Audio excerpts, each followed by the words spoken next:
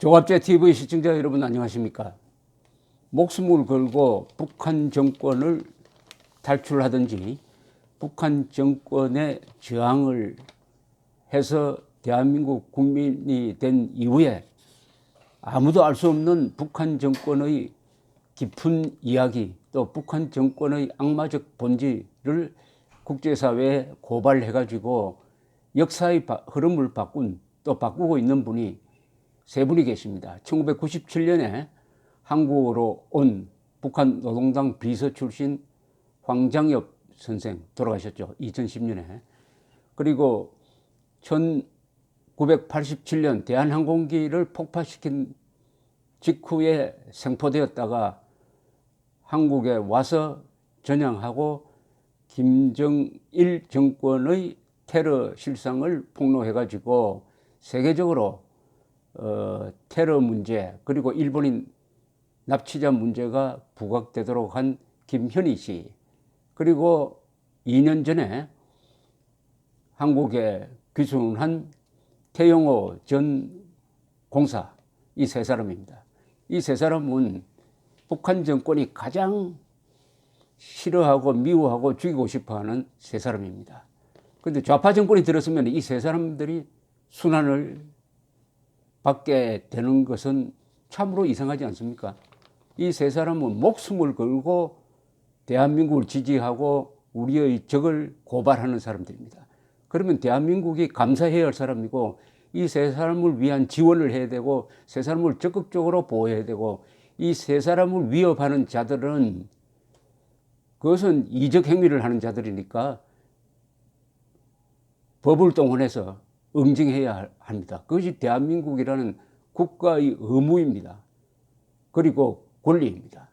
그런데 어떻게 좌파 정권이 들었으면, 명색이 좌파 정권은 인권을 소중하게 여기고 진실을 높이 사는 이 세력이 정권을 잡으면 어떻게 이 세 사람, 세 애국자, 그리고 진실을 전하는 사람, 북한 정권, 우리의 적을 비판하는 사람을 못살게 굴고 괴롭히고 소외시키고 감시하고 이렇게 합니까? 그것은 대한민국의 김대중, 노무현, 문재인 이 좌파 정권의 성향을 그대로 고발하는 것이죠. 황장엽, 태영호, 김현희 씨를 핍박하는 정권은 그 정체가 뭡니까? 대한민국을 적으로 삼고 북한 정권을 친구로 여기는 거 아닙니까? 그렇다면 그 정권은 조국에 반대하는 정권이 된 겁니다. 국가에 반대하는 정권을 우리가 뭐라고 불러야 됩니까? 그 정권을 국민이 어떻게 해야 됩니까? 헌법이 어떻게 해야 됩니까?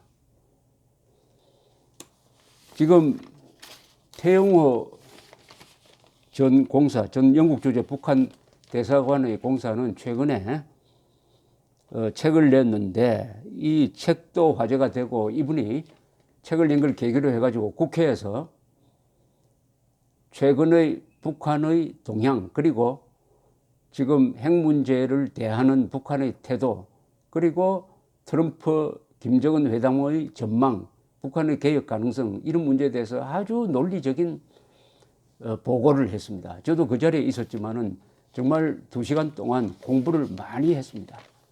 태영호 공사는 이념이 투철할 뿐 아니라 용감한 사람이고 아주 머리가 명석한 사람이라는 것을 알게 되었습니다. 이 사람의 강연을 듣고 이 사람의 책을 읽으면 북한을 보는 시각이 아주 명료해집니다.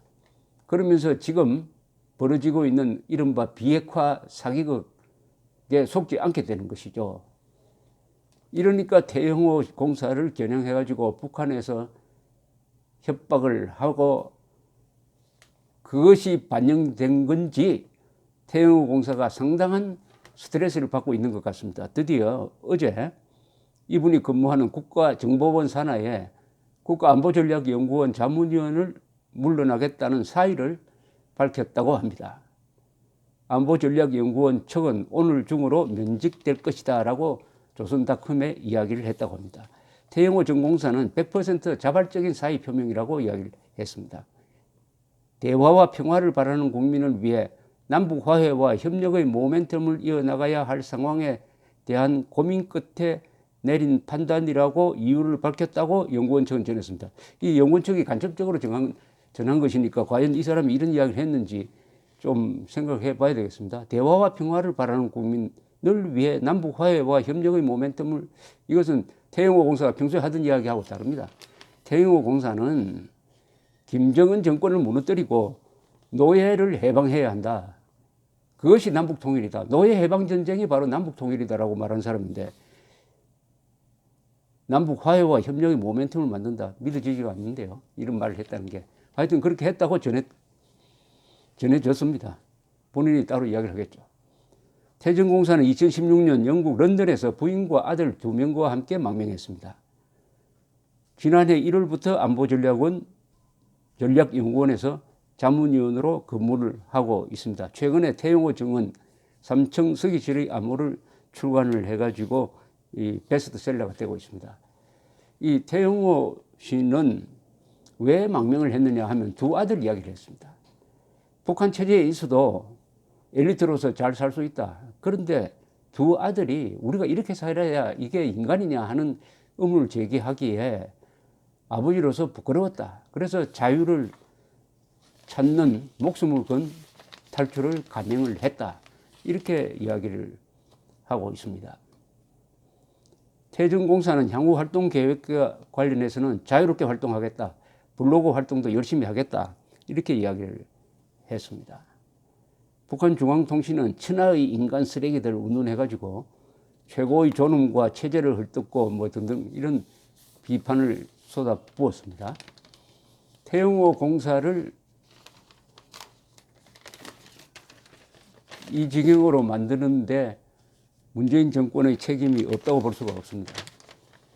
이분이 마음 편하게 이야기할 수 있도록 제한을 강한 것이 아니라 적극적으로 지원을 했어야 됩니다. 문재인 대통령이 그리고 김대중 노무현 대통령이 꼭 만났어야 할 사람이 바로 황장엽, 김현희, 태영호 이런 분들이었습니다. 김정일이나 김정은이가 좋아하는 사람 백날 만나야 거기서 나오는 이야기는 뻔한데, 거기서 살면서 거기서 엘리트로 활동도 하고 그러면서도 북한 체제에 대한 비판 의식을 하나의 불씨로서 품고서 자유를 향한 탈출을 감행했던 황장엽, 태영호 두 분은 우리의 소중한 자산입니다. 황장엽 선생을 예로 들면 1997년에 목숨을 건 귀순을 감행하면서 부인은 자살하고 많은 사람들이 연루되어서 죽었습니다. 여기 와서 김정은 정권 타도를 위해서 일하겠다는 결심이었는데 불행하게도 좌파 정권 10년을 거치면서 활동이 제약되었습니다. 그때 황장엽 선생은 국정원이 관리하다가 나중에 경찰로 넘어갔는데 그분을 만나려고 하면은 꼭 무슨 접선하듯이 해서 만났습니다. 그럼에도 이분은 용감하게 김대중 노무현 정권의 대북 굴종 정책을 비판을 했습니다. 이분은 미국에 노무현 정권 때 미국에 한번 딱 다녀간 일이 있습니다. 그럼에도 불구하고 황장엽 선생은 고고하게 살고 갔습니다. 이념 사상무장이 된 사람은 권력의 압박을 잘 견딘다 하는 것을 보여준 분입니다. 태영호 공사에서도 저는 비슷한 느낌을 받았습니다.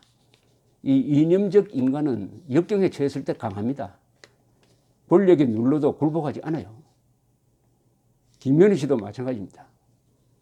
이 김연호, 태영호, 황장엽 세 사람의 공통점은 용감하다는 사실입니다. 특히 역경에 처해서 용감합니다. 김현희 씨에 대해서는 또 무슨 일이 일어났느냐. 김현희가 가짜다 하는 소동이 좌파 정권이 등장하니까 2003년부터 불붙기 시작을 했습니다. KBS, MBC, SBS가 특집을 만들어가지고 김현희에 무슨 의혹이 있는 것처럼 말도 아닌 프로를 만들어서 국민들을 혼란에 빠뜨렸습니다. 더구나 MBC는 김현희 씨가 살고 있는 집까지 노출시켰습니다. 그리고 2005년에 국가정보원은 과거사를 조사한다면서 대한항공 폭파 사건을 또 조사를 했습니다.